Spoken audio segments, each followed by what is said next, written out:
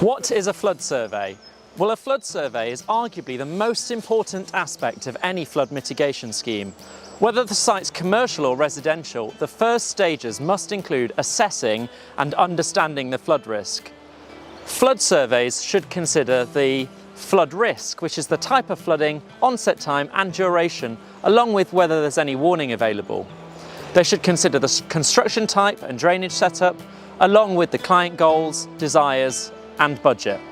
These factors will help formulate any output options which may have reference to improving site drainage, landscaping or property flood resilience. Any mitigation measures recommended must be suitable and effective. We utilise the source pathway receptor model to ensure our flood surveys are not just comprehensive but easy to follow.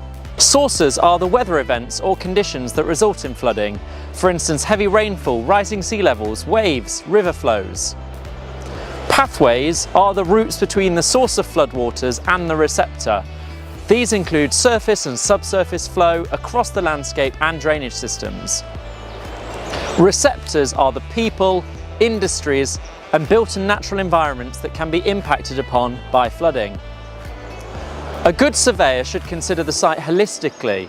It's not simply a case of measuring just for flood barriers.